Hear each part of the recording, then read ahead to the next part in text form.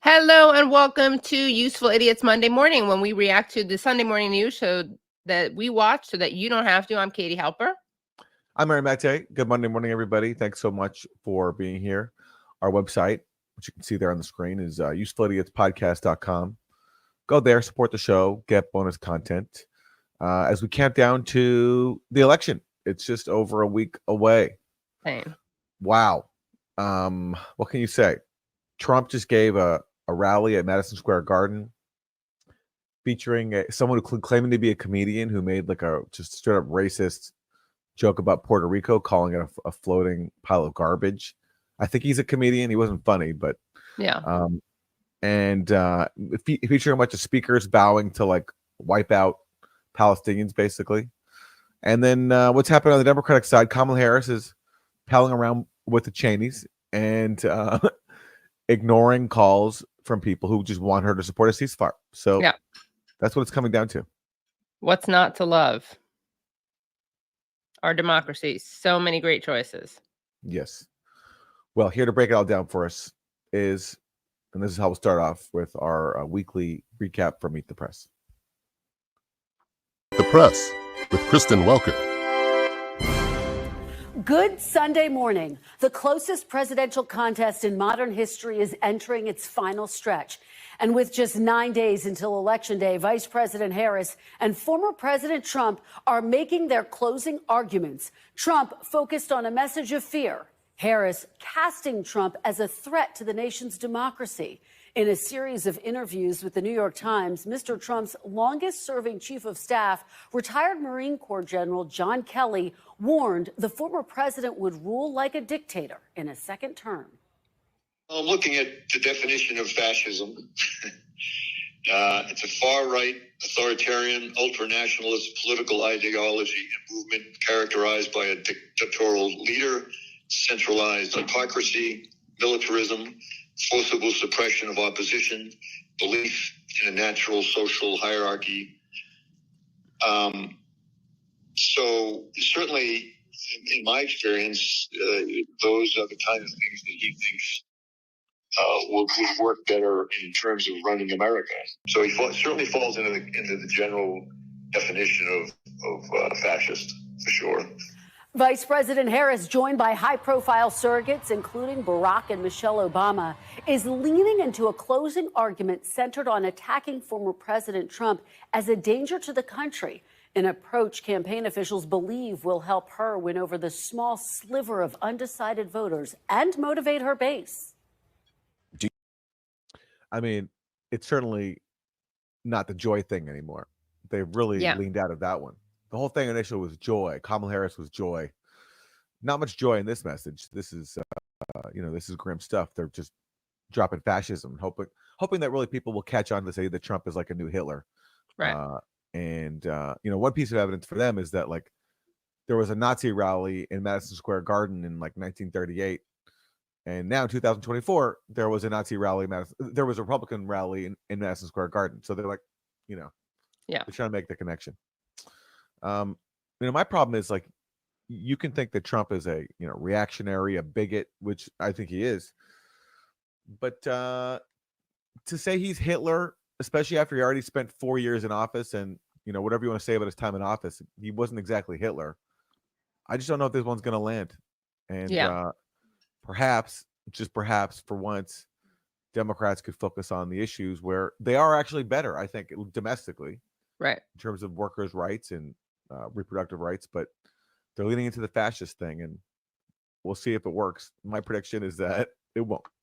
Yeah, I mean, they love leaning in on former Trump people. They love it because everyone who stops working for Trump seems to hate him. But I'm always wondering why they worked for him in the first place.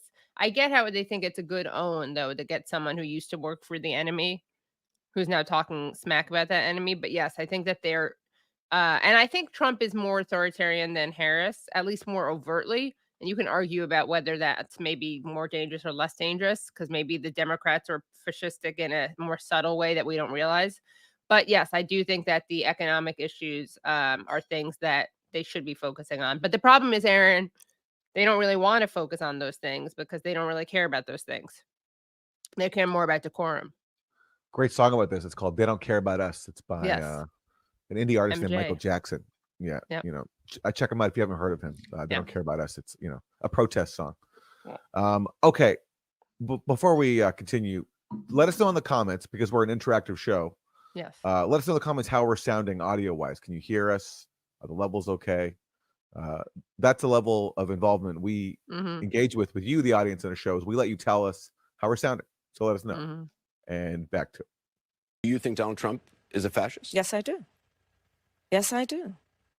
And I also believe that the people who know him best on this subject should be trusted. General John Kelly, Donald Trump's former chief of staff, said that Trump told him he wanted his generals to be like Hitler's generals. In politics, a good rule of thumb is don't say you want to do anything like Hitler. All of my hope about Kamala is also accompanied by some genuine fear. Fear for our country, fear for our children, fear for what is coming our way if we forget the stakes in this election. I mean, fair enough for her to have that fear, but it does kind of contradict what Kirsten Walker said initially, which is that Donald Trump is playing up the politics of fear, and then Michelle Obama is saying, I have fear. So they're both doing it, for different reasons. And it's fair to have fear. I mean, it's a legit human emotion. I'm just saying, both sides are doing it. No matter, who has more right to be fearful. Right. It's the fear election. It just is. It's a fear Everyone's election, afraid of everybody else. Yeah. Yeah. Trump's afraid of mythical undocumented immigrants stealing everyone's job and committing crime. And voting.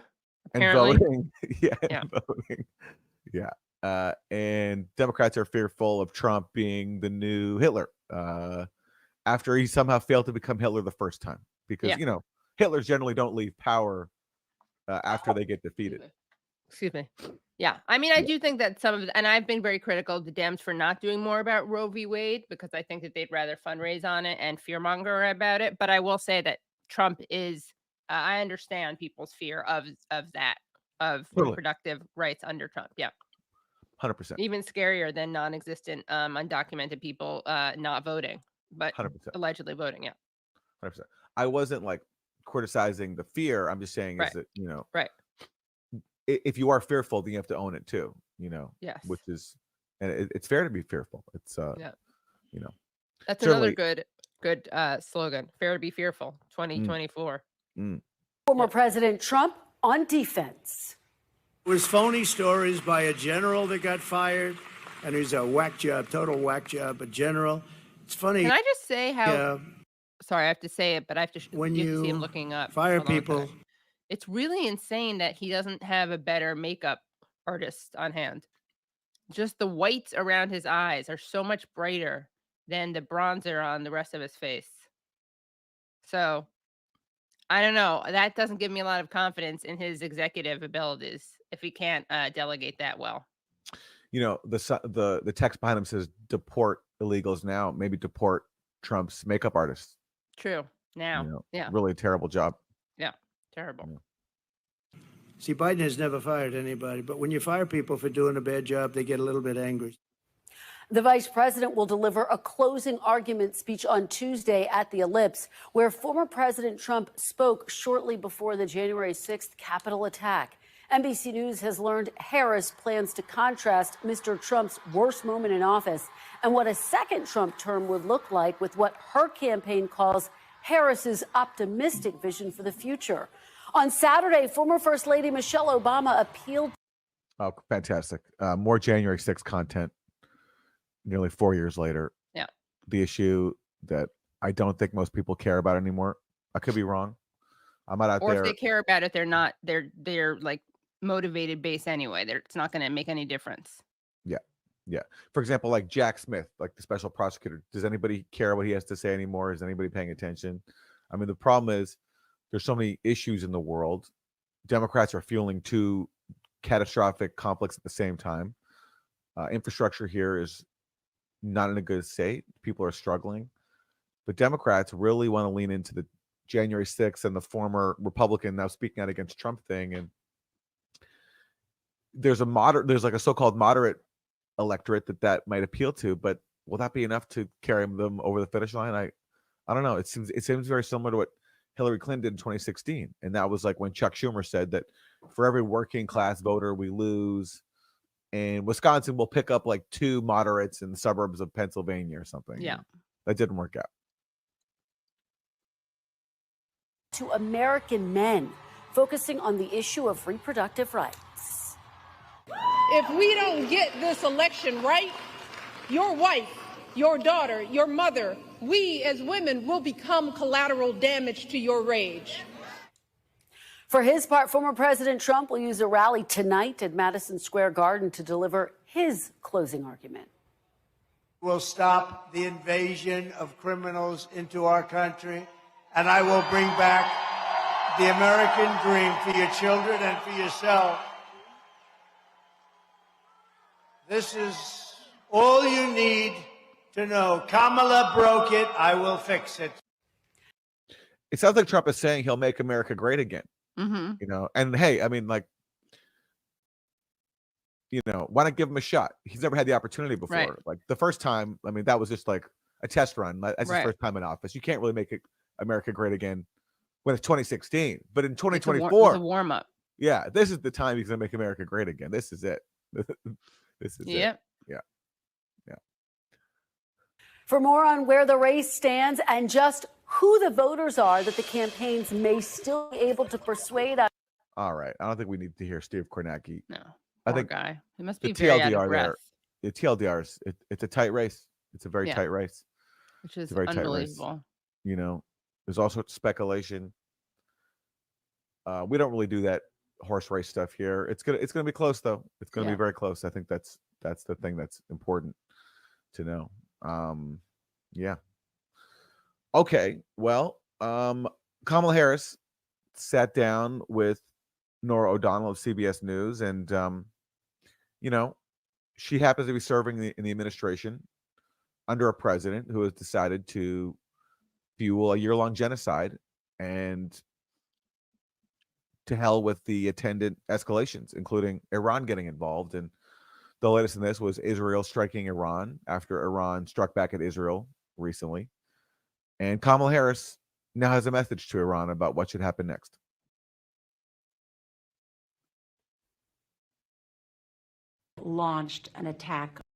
Israel launched an attack on Iran that has raised fears of a widening conflict in the Middle East. What is your message to Iran? Well, first of all, do not respond. It would be a mistake. And we are prepared. I like that line. Do not respond. It would be a mistake. It reminds me of her equally convincing line to the people of Central America, which was do not come. Yeah, really, she's a real way with words, that lady. To defend Israel as we have before, we will again. But the critical point is that there must be a de-escalation in the region. And we are working through diplomatic channels and other channels to ensure that there is a de-escalation in the region. Is there any indication based on the intelligence that you've seen that Iran At what point are they going to stop saying we're working for de-escalation? Like what has to happen for them to stop being able to get away with that line? It's like the world is on fire. Like, you know, would it take like a nuclear weapon going off for them to finally admit, yeah, okay, you know what, actually we weren't really working for de-escalation. Our bad. That wasn't really our thing. Because all they're doing is basically... I feel like they'd still say that they were tirelessly working on that. You think even so? with a nuclear bomb, yeah. Because all they're basically doing in terms of working for a de-escalation, quote unquote, is, you know, fueling up Antony Blinken's plane, flying him across the world, having him like do his hair, you know, take you know, dramatic photo shots of him like stepping onto the plane in black and white. That's what he's really good at. And then going to all these meetings and then coming out and saying, you know, we really have to stop this war. While meanwhile, let's give Israel another shipment of weapons to murder people. And let's send more troops to the region to back up Israel if it gets into a conflict with Iran. I can't believe they're still trying to get away with this line after a year of this. But yeah, luckily the media just like, okay, oh, thanks for, oh, you're working for a ceasefire, great. Next question. Right. You know? Tirelessly, Yeah. tirelessly, Aaron. Yeah. I mean, don't you wish AOC could at least just apologize for saying, hey, remember when I said that Kamala Harris was tirelessly working for a ceasefire at the DNC? I'm sorry. Like, I didn't mean, she's obviously not in my bed, but still, you should still vote for her because Trump would be even worse. Like, that would be, I think, an honest. Less gaslighting. Yeah, it would be honest, but even AOC won't admit that this is all a fraud. Right. It's so pathetic. It's so ridiculous. Right. Right. Because then she'd be saying like, vote for the other lying candidate. Yeah. It's a little awkward. Yeah. Iran wants to respond. I can't speak to that, but we've been very clear as the United States So she just asked what the consequences would be. that they should not respond and that it would be a mistake. What are the consequences if they do? I'll keep you posted. You can watch. Wow. First of all, Dun, dun, dun. if there's one thing that corporate journalists love to ask is like, what are we going to do to the baddie state if they cross our line? Like, are we going to nuke them, or are we going to like? They love to ask about like what escalatory steps can we take to murder people. Right. Yeah. It's very interesting. If you look at that, let's just play the very opening sentence of that clip again, Wilson. Launched an attack on Iran that has. Okay, so she says Israel launched an attack on Iran, which is crazy because they always say it's a retaliatory attack, right? That's how the media always presents what Israel does. So don't worry, guys, because the social media editors at Face the Nation made sure that the tweet for this clip was after Israeli retaliatory airstrikes. So the tweet, of course, called them retaliatory. I'm surprised that Nora didn't get fired yet. Yeah, or hasn't issued an apology. Yeah, she may. Yeah. But it just goes to show, like you were saying about the baddie countries. The truth is, as always, it's the Western countries that have the right to self-defense, or the Western aligned in the case of Israel. No other countries do. Has she told Israel, do not respond to things, or do not initiate things, and I'll let them know what the consequences will be? No, because everyone knows the consequences are, which is nothing. Yeah, and I mean, in fact, the Biden administration basically planned with Israel its strike. Like rather than being like, hey, why don't we not attack Iran? Let's actually try to have peace. Biden's like, let me jump in there and plan with you how you're going to attack Iran, and let's select some targets. We'll give you some weapons, and we'll even bribe you to not go too far because the election is coming up. We are concerned that if this goes too far, this could hurt Kamala's election chances. So let's calibrate our strikes. We're going to help you out, and we're going to give you a reward, a little goodie, if you don't go too loco, if you don't go too crazy. Right. And that's what happened. Like, Biden administration basically bribed Israel with more weapon systems if Right. it didn't bomb Iran's oil and nuclear facilities. So that's the Biden administration's attempts to de-escalate, is essentially being involved in the escalation. Right. Okay. Well, JD Vance, the VP candidate for Donald Trump, he sat down with Jake Tapper of CNN, and man, they really got into it. There's a lot. Oh, yeah, this is a good one.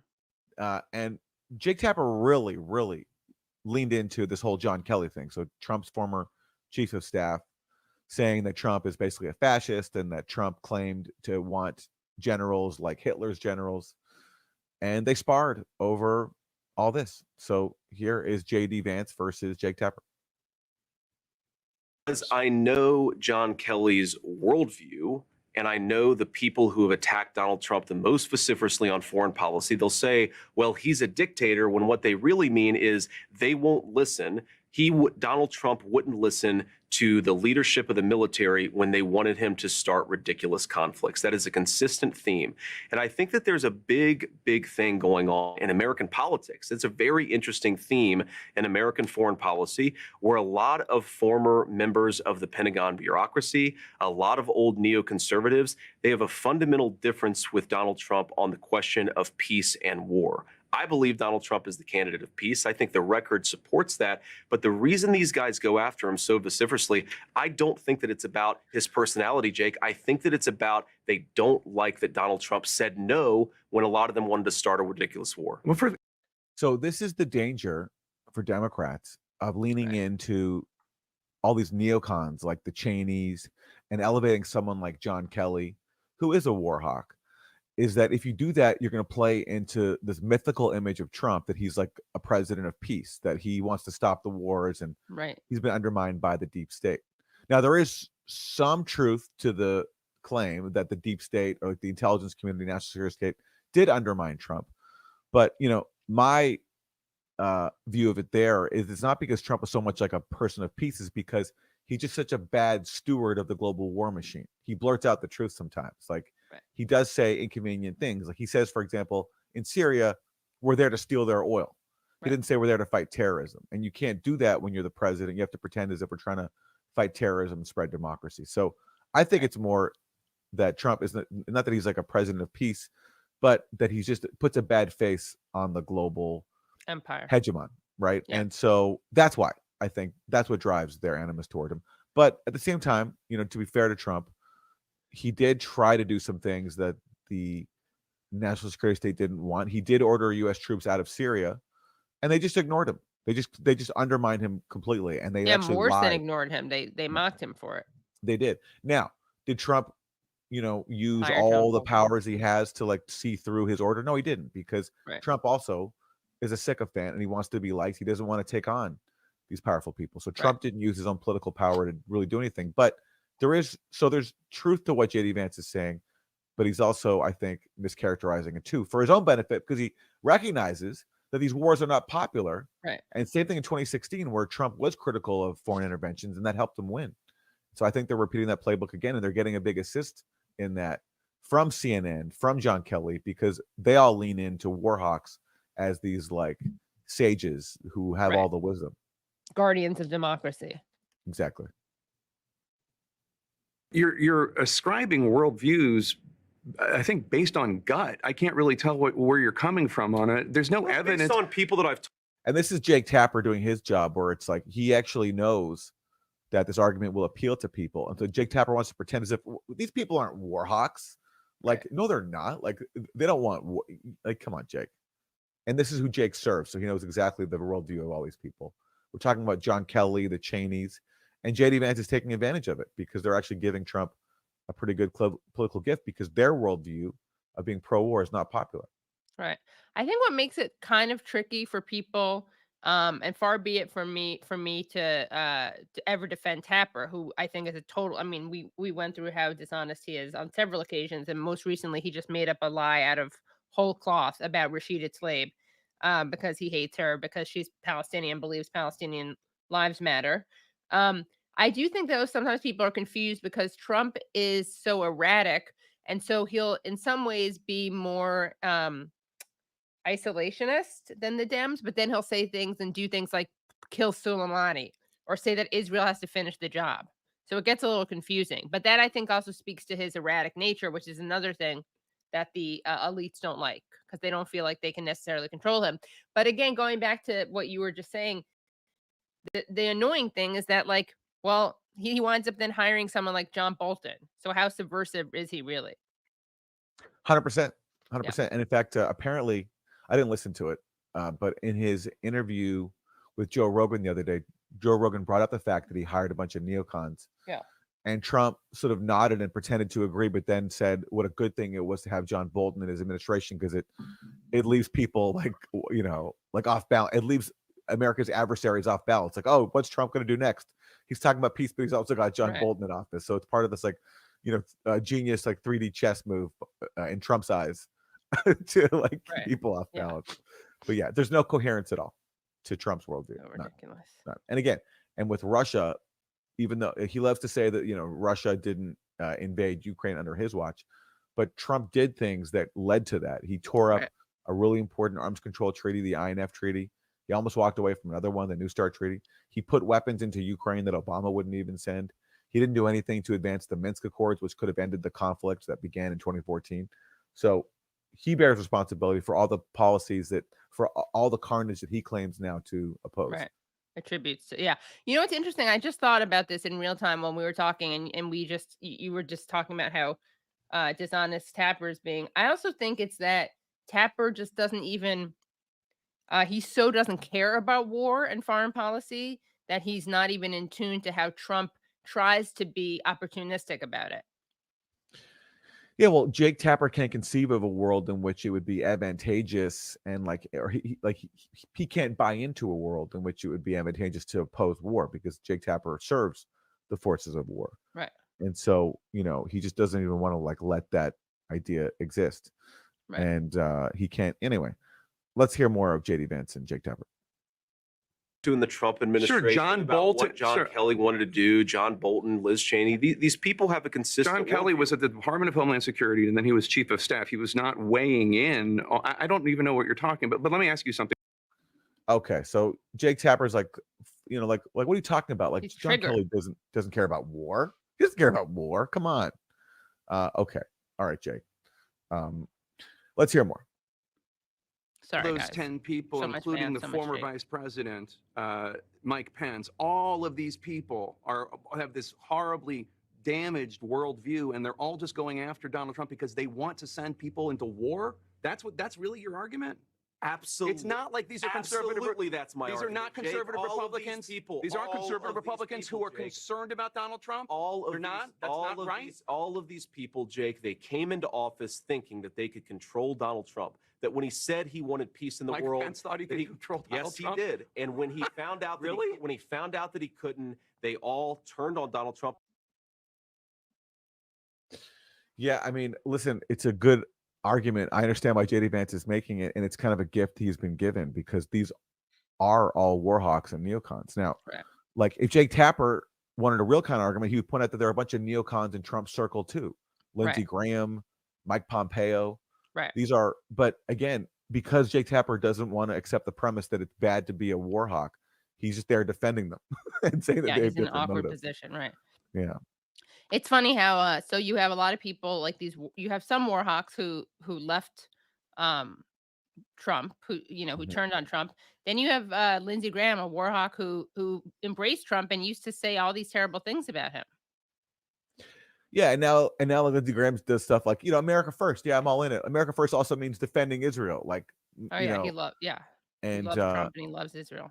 Yeah, and Trump goes up there and JD Vance, and they're criticizing neocons, but yet they have people like Elise Stefanik speaking at their rallies, who's like, she was the one who led those witch hunt hearings, trying to fire every single university president who allowed a pro-Palestine protest on their campus. So all these terms, like, every term has lost its meaning now. Neocon doesn't mean anything anymore because there's neocons in both camps. Anti-Semitism, of course, has zero meaning because that just means anything that criticizes Israel. Yeah. It's very hard to find a term that actually that people can still stick to its original definition. By the way, last night, one of the speakers, I didn't watch the whole thing, but one of the speakers at Madison Square Garden at Trump's thing was some guy who called Hillary Clinton a lying Jew hater. Yeah, it's insane. Yeah, she is a liar. I mean, he has the first part right. Definitely a liar. And for example, the blood libel, she loves to repeat this blood libel, which is that, and she's done this many times. Like, we played the clip on our show where she goes around and says that Palestinians could have had a state under my husband when Arafat rejected this generous offer at Camp David, which is a complete lie. As I always like to quote, the Israeli foreign minister who made that offer at Camp David, Shlomo Ben-Ami, said, if I were Palestinian, I wouldn't have accepted it. It was such a bad deal. But Hillary Clinton is such a liar for the Jewish state that she goes around saying that Palestinians basically deserve to be massacred because 24 years ago, their leader rejected an Israeli generous offer that in reality doesn't even exist. So so she is a liar. Well, she does it because she hates Palestinians. Right. Maybe she is. Maybe I agree with that guy, because if we think of Israel, as I do, as contributing to obviously being terrible for Palestinians, and that's the primary problem with it. But if we also think of them as creating anti-Semitism and creating terrible PR for Jews, as it claims to be representing us, as it live streams its genocide, and Hillary is so pro-Israel, maybe she is a Jew hater. Damn. Yeah. Breaking news: Katie Halper endorses MAGA claim that Hillary Clinton is a lying Jew hater. There we go. Yeah. There we go. Yeah. Okay, let's hear more from this interview. Now, this is interesting because now, like, JD Vance is really he is seizing an opportunity here, because who else do people in America generally not like, along with neocons? It's the media and the lying propagandists in the media, and a lot of these lying propagandists in the media are repeating, all these claims about Trump and buying into this effort that Trump is Hitler. And they include Jeffrey Goldberg, who is the editor-in-chief of The Atlantic, former Israeli prison guard, and a former Iraq war propagandist who wrote really influential articles in The New Yorker, basically parroting the debunked claims about Iraqi WMDs and Iraq working with Al-Qaeda. And J.D. Vance, being served this gift on a platter, is going to call it Jeffrey Goldberg. Talk about who did he deliver this news to? To Jeffrey Goldberg, a guy who lied the United States into the Iraq war, which led to the deaths of millions of innocent Arabs and thousands of innocent Americans. You don't go to that guy if you don't have a particular ideological motive. I think that's what's going on. If I'm wrong, I'm happy to say that I'm wrong. I think it's interesting that you think that a magazine writer lied the American people into war. Well, he encouraged it. He wrote stories. Good old Jake Tapper defending a fellow war propagandist and a fellow, by the way, propagandist for Israel. Yeah. Jeffrey Goldberg, former Israeli prison guard. Also, what does he mean that it's interesting that he thinks a magazine writer lied the people into war? Is that like something impossible for a magazine writer to do? I don't even know what he's saying there. Like, yeah, I think he's magazine suggesting writers that aren't capable of lying. Yeah, I think he's suggesting that J.D. Vance is arguing that Jeffrey Goldberg is responsible for the Iraq war, when that's obviously not what he's saying. He's saying that he helped take part in the lies that led to the Iraq war, which he's just calling him a war propagandist. Oh, so now it's like unless you can prove like Judith Miller was entirely responsible, unless you can prove that, then that it's not a fair thing to say. Yeah. I mean, Jake Tapper is engaging in classic class solidarity. He's a part of the media elite with Jeffrey Goldberg, who lies the public into war. And so he's defending it. Right. I mean, Jake Tapper, to take one example, he pushed the lie about a Hamas command center under Al-Shifa Hospital. He pushed so many lies that have been used to justify Israeli mass murder. So he's just defending a fellow propagandist. Right. He wrote a story about the gassing of the Kurds in the. Okay. Sorry, Go ahead.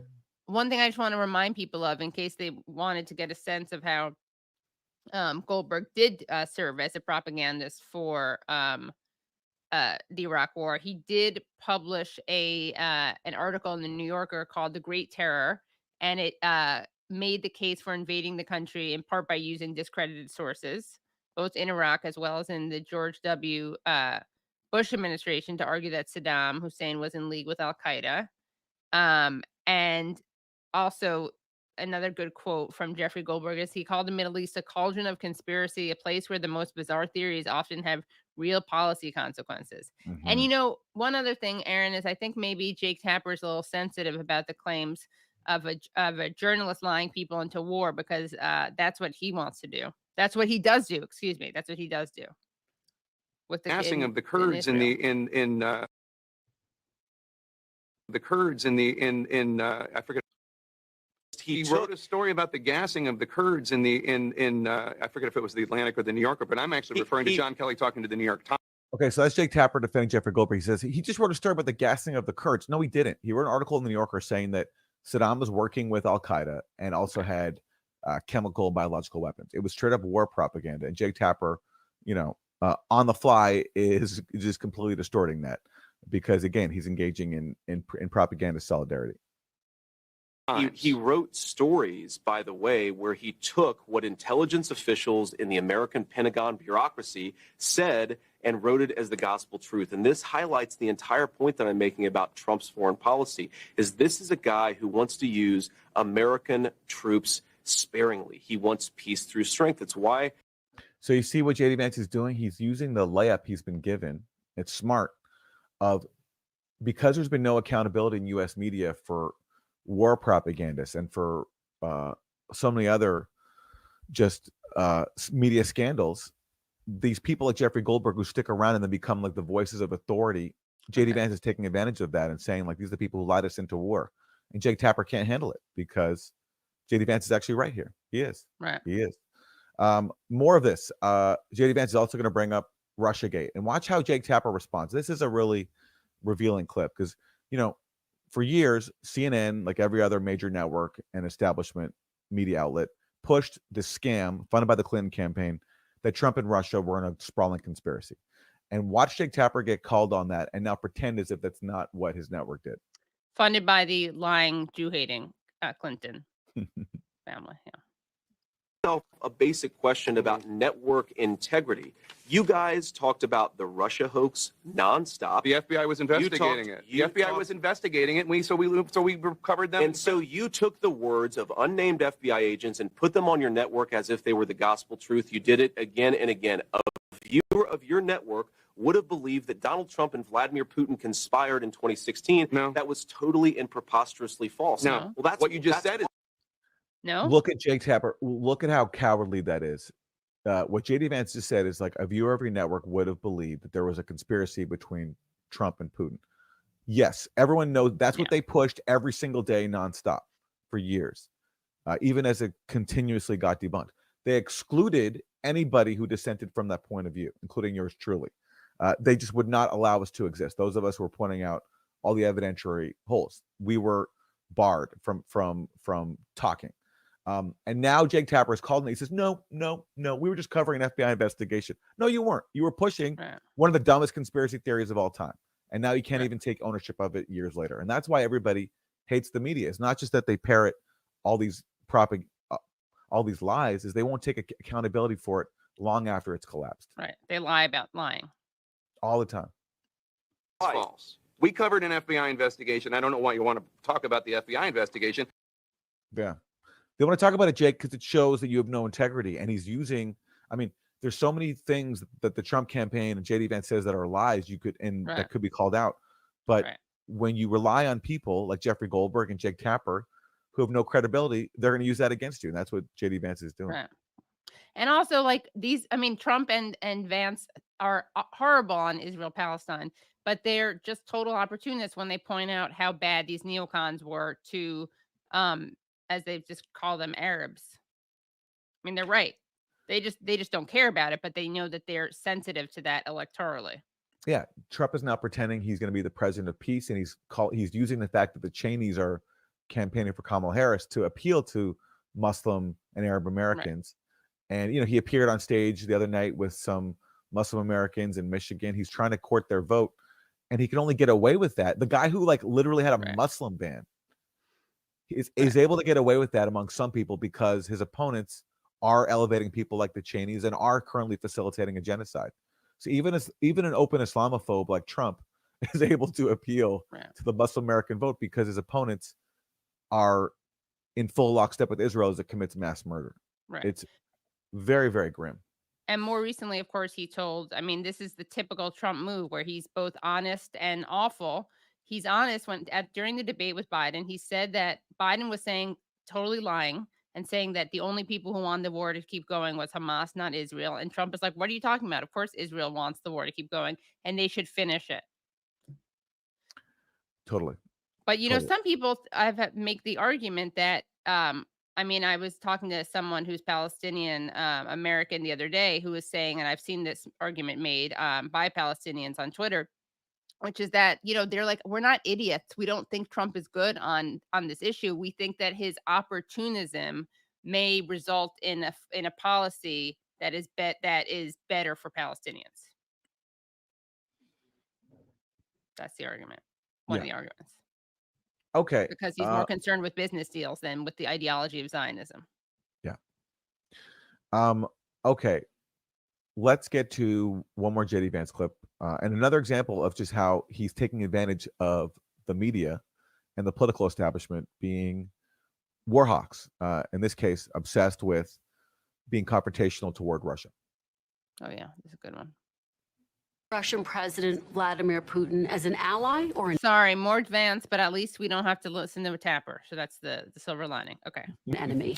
Well, I think that he's clearly an adversary. He is a competitor, but I think that we also have to be smart about diplomacy too. Just because we don't like somebody doesn't mean that we can't occasionally engage in conversations with them. And I think it's important, if we're ever going to end the war in Ukraine, fundamentally at some level, we're going to have to engage in some sort of negotiation between Ukraine, between Russia, between our NATO allies in Europe, and that's just a necessary part. Doesn't mean we have to like it, by the way. Doesn't mean we condone the Russian invasion of Ukraine, but I think that sometimes you do have to engage in diplomacy, even with and maybe especially with your adversaries. I think the bigger problem, Kristen, if we step step back for a little bit, of course, we're on the cusp, obviously, of a presidential election where I want the American people to select my running mate as the next president.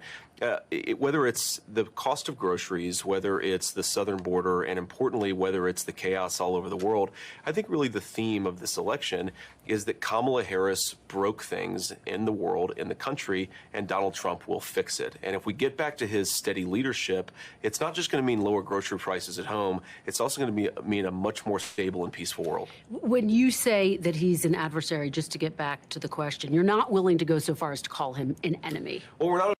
Just to get back to Vladimir Putin, because I've been indoctrinated in 8 years of Russiagate propaganda, where if we say Putin, we have to think of adversary, enemy, and we need to encourage militarism with him. That's all they can think about. So And we're he's going to have making to an argument. revisit that with you, Vance. Yeah, he's making an argument there about lower grocery costs, and he's trying to say that Trump will be like the president of peace. And they're so obsessed with just confrontation, and the idea of diplomacy being anathema, like like JD Vance has talked about, we should have diplomacy. They just can't process the idea that we should engage in diplomacy. I think they're doing the Trump campaign's work for them. I The think media is by making the this media point. is yes. And it's very similar to 2016. Hillary Clinton was like the open war hawk. Trump pretended to be like anti-intervention, and it helped him. It did. Yeah, it did. We'll see what happens. It's just no. Sorry, keep going. Well, I mean, like, we'll see if this becomes a determinative factor in the election, but it's very 2016 to me. Right. Yeah. I mean, people have war fatigue, and also, I think that it's funny because remember, like, liberals used to make fun of Republicans for being so hawkish and anti-diplomacy when Obama was president. Remember, like, Fox News freaked out because Obama said he would talk to North Korea. And then when Trump said that he would talk to North Korea, and when he did go and talk to North Korea, which is inarguably a good thing to do, and something, by the way, that South Korea wants, because they want to be the country to be reunited, North and South Korea. Rachel Maddow mocked him mercilessly and said he tainted the institution of the presidency, as if like George Bush hadn't already done that, first of all. Oh yeah, listen. I mean, Obama, remember in his debate with Mitt Romney, said the 1980s called they want their foreign policy back. When Romney said that Russia is our top adversary, right? Everybody mocked Mitt Romney, and then a few years later, everybody was apologizing to Mitt Romney, like literally. Madeleine Albright did an interview with that person. Remember the person who gave me the finger on camera, and said to her that that we owe an apology to Mitt Romney. Like, that was the message from liberals in 2016 onwards. It's like, Mitt Romney, we're sorry, you were right. And now they've really taken that apology tour like fully to the hill by who she embracing didn't owe the Cheneys and they're like insisting on being like the standard bearers of that neocon ideology. She didn't owe an apology to, Aaron, though, were all the children killed thanks to the sanctions against Iraq, which she famously said were worth it. Yes.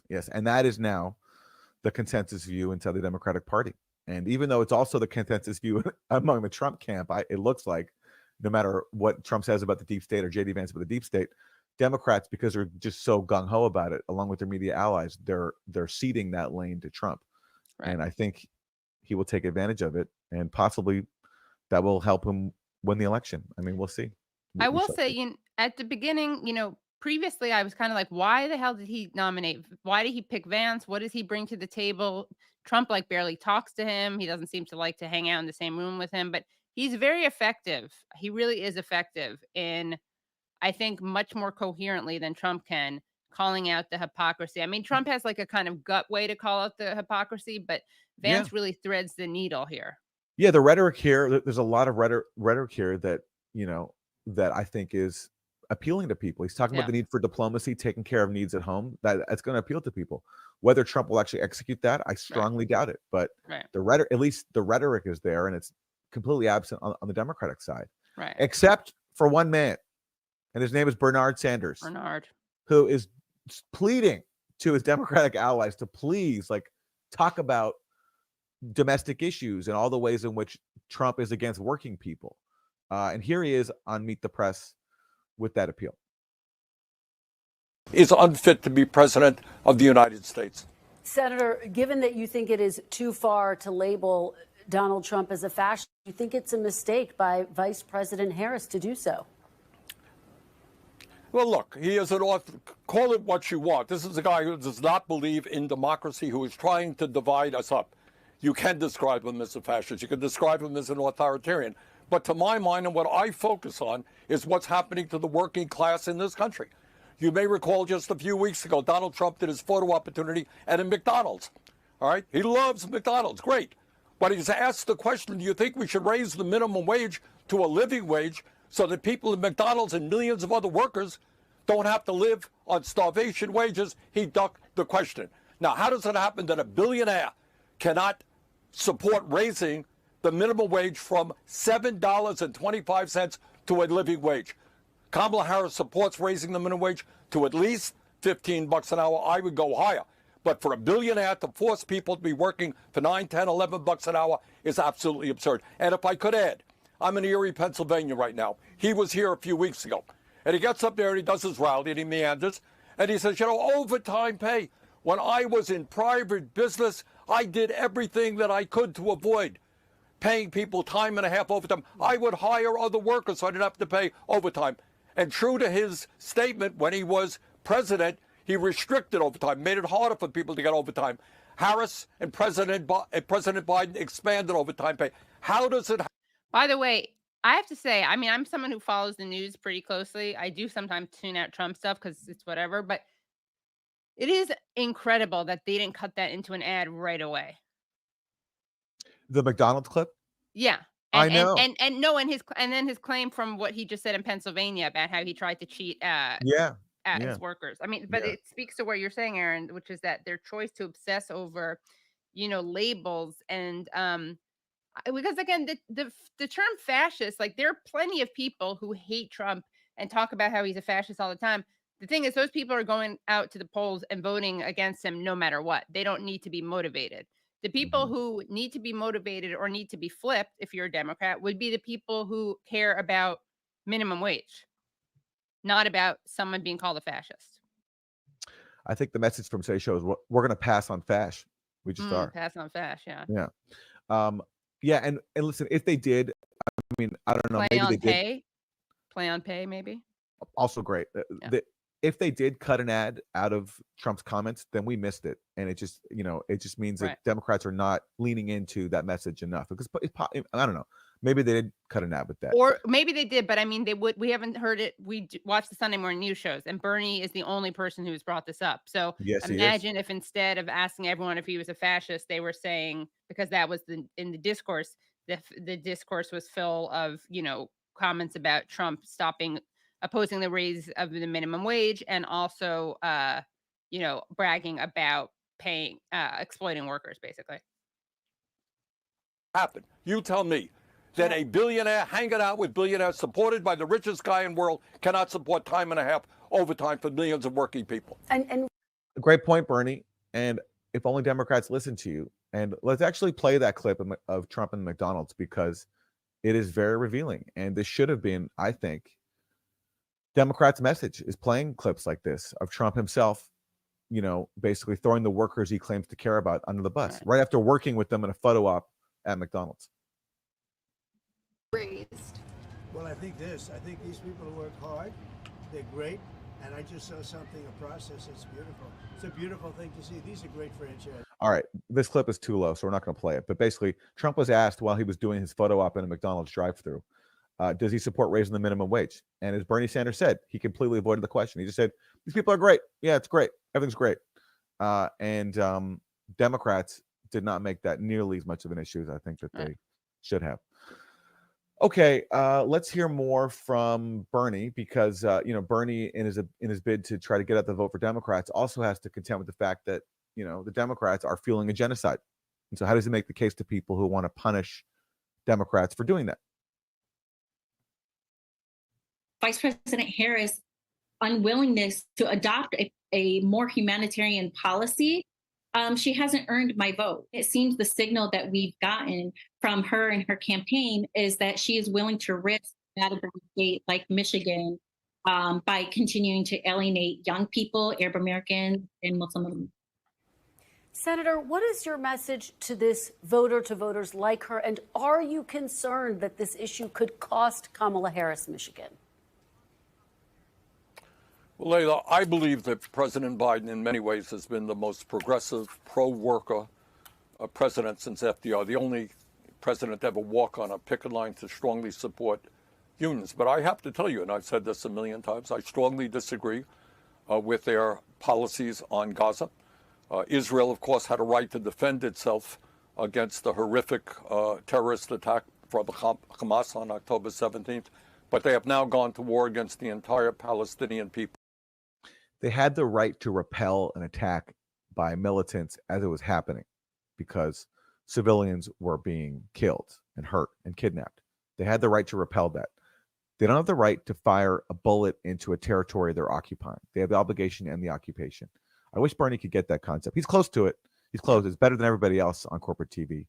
But he's still asserting a mythical Israeli right to defend itself against territory it's occupying, which it doesn't. Right, which just in terms of like not even a judgment, we're talking about international humanitarian law. Well, I'm issuing a judgment too. Yes, but I mean, yes, you are. Well, of course we do, but we're saying like regardless of what you think morally, it's just that's just it's a question of international law. Yeah. Yeah. Well, at the same time, we're not legal jurists, so I don't know. Maybe there's some like no, but I mean, nuance, but Craig McIver has spoken about this. They can do things to pursue the people in real time committing things against, killing civilians, but they can't attack their own occupied territory. Yeah. Fair enough. I'm sorry to nitpick. So Bernie's close to getting that anyway, but we've pointed this out many times before. He's close and he's better than anybody else on corporate TV. But still doesn't quite get it. And he's been trying to get them to block the stop paying them, sending them money. 42,000 dead, 100,000 wounded, the destruction of all of Gaza, and now starvation of children. So my own view has been that the United States should not continue to provide financial aid or offensive weapons to Netanyahu's right-wing extremist government. But what I would say to Layla and to all those people who are thinking of not voting or maybe even voting for Trump, Trump is even worse on this issue. I can tell you we are desperately trying, at the very least, to get humanitarian aid to feed starving children into Gaza. Certainly Kamala Harris and Joe Biden support that. We can't even get. No, they don't, Bernie. I'm sorry. And this is the problem. It is. I've been saying that you can't get worse than Biden, but of course it could actually always get worse. So I don't want to rule that out, that Trump will be even worse. I mean, look at who he hangs out with. Look who funds him, the Adelsons, complete unhinged Israel supporters. And he's done things to reward them when he was in office. So I can't rule it out. But I'm sorry, Kamala Harris and Joe Biden don't support getting humanitarian aid into Gaza, or else they do something about it. They've let Israel impose a starvation siege right now as we're speaking on northern Gaza. And the best thing they did was they got Blinken and Lloyd Austin to send a letter to Israel saying, hey, if you don't ease this within 30 days, we might do something. So even though we know you're blocking aid right now, you have 30 days to do something about it, and then we might do something. That's the bet. So Joe Biden and Kamala Harris do support Israel in blocking aid and imposing a starvation siege on northern Gaza. That they just do. And you can make the claim that Trump could be worse, but you can't whitewash the role of Biden and Kamala Harris. It's just you can't defend anything about their policy. Republicans to feed the kids who are in desperate shape. So on that issue, while I disagree with Biden and Harris, they are still better, a lot better than what Trump and Vance are talking about. Well, good luck making that case. I mean, maybe you're right, but good luck making it when the current administration that Harris is a part of is the one fueling the genocide. And there are many people who want to punish them for it, even if they recognize that Trump actually could be worse. But for some people, just genocide is just a red line that no matter what, the people perpetrating it need to be punished. Now, if I were Bernie Sanders, I'd be saying to people who want to punish the Biden administration, I understand why you want to do that. But if it's realistic to expect that Trump could be worse, then you'll also be punishing the Palestinian people too, because things will get even, that's the kind of argument I think you could try to make. I don't know. I don't know if you could do worse than Biden, but I also don't want to rule out the possibility. It is quite possible. Yeah, my thinking on this is I think that there is here's my big hot take. I think that there's a possibility that it could get worse with Trump. I think there's a possibility it could get worse. I mean, it's going to get worse with either one. But in terms of comparatively, I think there is a larger possibility that Trump is worse for Palestine than Harris. But there's also the possibility that Harris is worse than on Palestine than Trump. Not for ideological reasons at all, but because of Trump's opportunism, his desire for business deals, which motivate him more than his commitment to Zionism. Well, we'll find out soon. But I We'll find certainly out soon. don't think it can't get worse. I think that's not a very effective argument. Yeah. Well, having made that argument, I retract it. I do, because you're right. It can get worse, and we can't rule that out. Okay. Well, we are running short on time, so let's see who else we want to hear from today. What other choices we have? Okay, let's hear from Liz Cheney. Her family's having a moment. The New Yorker Festival, which is like the preeminent liberal festival, just hosted Liz Cheney in New York. Like, she was interviewed by David Remnick, I think, the editor of the New Yorker. So Liz Cheney now is like the standard bearer for liberals, and let's hear from her. I'm going to start where I left off with Senator Vance. He responded to your characterization of him as a misogynistic pig by attacking your father and his role in the Iraq War. Donald Trump has also... I think, by the way, you may not want to diss pigs, because I think your father has a pig heart, Liz. Dick Cheney has a heart from a pig? Maybe. Unclear. Unclear. It's not his heart, though. He could always, he may need another transplant and may go with a pig. So you may want to not alienate the pigs. Maybe don't vilify the pigs. Of course, I don't think you should vilify pigs anyway. And it's why I don't eat pork, because they're extremely cute and smart and hypoallergenic. Sorry, I'm trying to press play again. Done so. Do you care to respond? Look, I think that they are doing everything they can to try to distract from the fact that the people who know Donald Trump best, including retired 4-star Marine General John Kelly, who is a Gold Star father, have come out and said very clearly and very directly to the American people that Donald Trump is not fit, that Donald Trump himself... I think her sister may be a Gold Star lesbian, by the way. Do you know what that is? No. It's a lesbian who's... This isn't a slur. It's something that people should be very, very proud of. It's when you've only been with women. And I only say that because obviously her sister being a lesbian was a very big part of the Cheney campaign. Well, and then she famously sold out her sister. Yeah, right. By supporting a federal marriage amendment. Yeah. Yes. Yeah.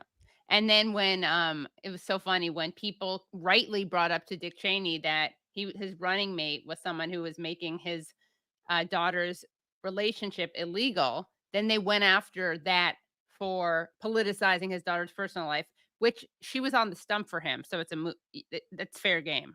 And also they were projecting their own homophobia onto the people pointing at the hypocrisy. No one asking that question had a problem with the fact that Dick Cheney's daughter was lesbian. Anyway, back to Gold Stars. Standing near the graves of our fallen service members says things like they're suckers and losers. We all watched on January 6th when Donald Trump sat in the dining room next to the Oval Office for hours, and watched people with his flags and his name, a mob he had sent to the Capitol. He watched them brutally beat police officers and invade our Capitol. His own vice president's not voting for him. His chiefs of staff aren't voting for him. Secretaries of Defense, National Security Advisor. So, this is completely unprecedented. I don't think, certainly in my lifetime, probably in American history, have you had a situation where so many top officials of the former president are saying they won't vote for him. Yeah. And I think, we're going to hear continued assaults and rhetoric from Donald Trump and J.D. Vance to try to cover that up. But at the end of the day, it's desperation. The American people are much smarter than that, and they see through it, I'm confident. Well, all I can say is, I'll just repeat what I said earlier, just the 2016 vibes, leaning into neocons as the voices of authority. I don't think most Americans agree with that. And I think Democrats are setting themselves up to undermine themselves by trying to, trumpet the support of people like Liz Cheney. We shall see. You know, Yeah. if I'm wrong about this, I will apologize to neocons everywhere.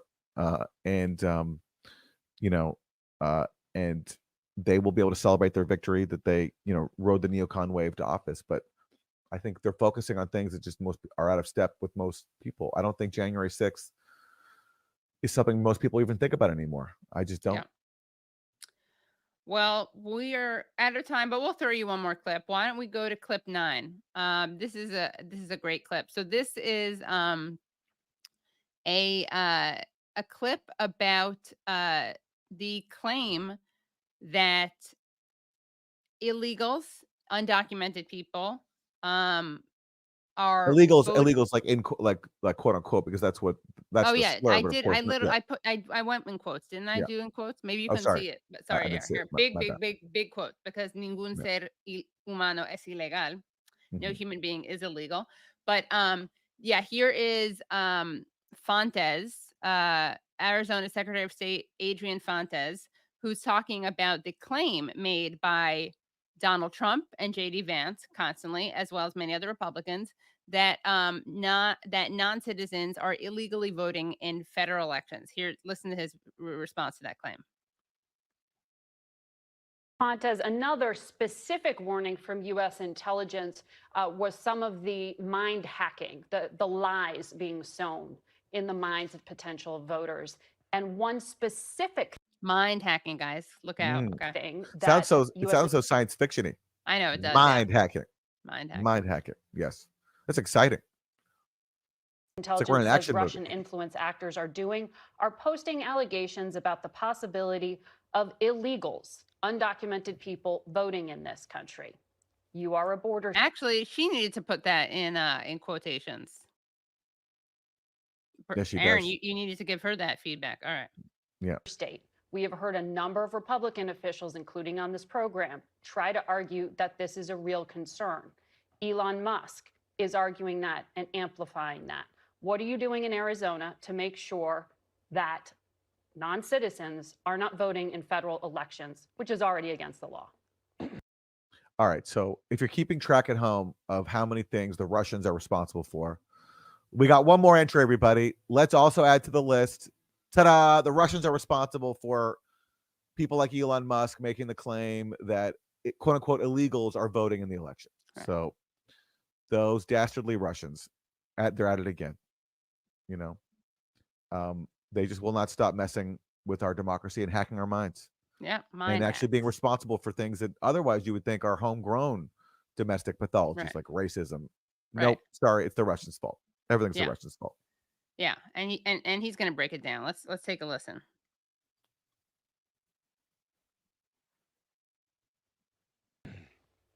Well, first and foremost, if and when something like that happens, it is absolutely vanishingly rare. No system is perfect, and I'll admit that right off the top. But the allegation that this is something that might turn an election or is something much bigger than it is, that's the nonsense that we are dealing with. And unfortunately, we still have candidates, elected officials, and folks with large megaphones lying.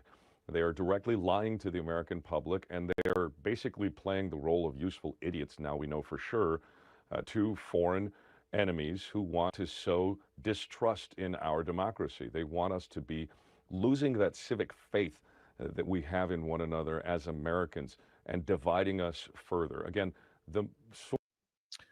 So if you are spreading the racist lie that illegals are voting in mass numbers, then you're doing the work of the Russians, everybody. Yeah. Yeah. Yeah. If you're spreading if you're spreading xenophobia, then you're spreading the wrong type of xenophobia, because the real xenophobia we should be spreading is blaming the Russians for everything. Right, exactly. Yeah. Yeah, that's the message here. Yeah. Yeah. But thank you to the Secretary of State of Arizona for promoting the podcast, Useful Idiots. Yeah, That's always a nice shout out. Yeah, That's special. even though you don't seem to have a positive view of us, but Yeah. let him keep going, because it's just I really want to warn people. I want to make sure people know this. It's so important. Of course, for a lot of this information and misinformation, I should say, is coming from outside of the United States. It gets amplified by folks in America who are helping those folks. And that's just bad. And it's bad for our democracy. It's bad for business. It's bad for the law and education and science and everything else. So What I encourage folks to do is stop being a Russian puppet, look to the folks who are actually doing the work, ask them what's actually happening, and go with the truth instead of amplifying lies from foreign adversaries. Yeah, Oh, I it's love this not. one. I Yeah, love this one. so it's not that Trump and Vance are very intentionally stoking fear of immigrants. It's not like they're famously xenophobic. It's not like they're lying about people eating cats. It's not like Trump literally ran his first election, based it on the trope of Mexican rapists coming into the country, bad hombres. No, it's that these guys don't even realize it, that they're helping Russia when they put these lies forward. I mean, it is just the most deranged, like ahistorical, depoliticized analysis of why people are blaming or accusing undocumented people of um, ruining democracy. It's because of the Russians, Aaron. Well, that's what happens when you embrace a conspiracy theory funded by Hillary Clinton that blames Russia for her loss and invents a claim that Trump was engaged in a sprawling scheme with his cohort Vladimir Putin. So you end up being this paranoid where literally every single pathology or issue you can identify is the fault of the Russians. And what I love about this clip is that it's so blue and on that not only is like Russia blamed for domestic xenophobia, but also he uses the word folks 3 times, you know. So Yeah. it's like the Russians are like, don't believe those folks, and we need Right. folks to, you know. I love the prolific use of folks and also blaming Russia for everything. It's like Yeah. a perfect blue and on clip. Yeah. It's so focused. Yeah. Yeah, it's I would, and by the way, we don't have time to get into this, but like study after study debunks the claims about people who are undocumented voting. In fact, there's one video that's actually John Oliver showed, and it's like an undercover video where people are going door to door and asking these people if they already voted, and they're like, yeah, because they don't want to like talk to the guy. They're afraid that he's going to try to register them to vote. Yeah. And you know what? Listen, both parties do it. Like, I mean, Trump does it in a more extreme, coarse way. But listen, so for example, in 2020, he was blaming like Venezuelan voting machines for him losing, right? Everyone laughed at that because it was so stupid. But what did Democrats do for 4 years? They were talking about the Russians hacking the votes, Right. hacking everyone's mind. It's equally dumb. And everybody took part in that moronic conspiracy theory campaign, including like leftist adversarial sites, like the idea that the Russians were hacking the vote. It's dumb, but yet everybody does it. And no one can say that all this blaming foreign people and foreign countries for domestic problems, no one can say that it's like baseless. Everyone just picks their own countries that they're going to divvy up and like blame for their own problems, their own failures. Yeah. I'm waiting for them to say that like Trump's entire anti-Mexican uh focus is because of Putin. Putin. It's because Yeah. of Putin. Because of Putin, yeah. Putin. Okay. Well, that's our show for this week. Thank you so Great much, show. everybody, for Yes, tuning thank you. in. Always a great time on Monday morning to mourn with you. Yes. Our mourn, website yeah. is usefulidiots.podcast.com. Katie, anything you want to plug for the Katie Halper Show this Tuesday? Yes, we are doing a live show that is sold out at the People's Forum. So if you already got your tickets, then good job. But I'm doing a sorry, this makes me look like my shoulders are really high up. I realize because my shirt and my chair are similar color. Anyway, irrelevant to what you asked me. It's going to be a great show. It's starting earlier than usual. It's starting at 6:30 p.m. It's with Rashid Khalidi, the amazing historian. It's an event that's co-sponsored by Jewish Voice for Peace, and it's a discussion I'll be having with Rashid Khalidi, the author of several books, including The 100 Years War on Palestine. He, of course, has been speaking out very bravely, defending student protesters at Columbia, the institution that he is going to be an emeritus professor at because he's retiring. And yeah, it'll be streaming at youtube.com/The Katie Halper Show. Again, that's youtube.com/The Katie Halper Show. It'll be great. And also, thank you, by the way, Wade Worth, for your generous super chat, and everyone else for your super chats. Yeah. Our website again is usefulidiots.podcast.com. Go there, support the show, get bonus content, and keep us going. We're very grateful to you, everybody, for tuning in and supporting us. We'll see you next time. Bye, everyone.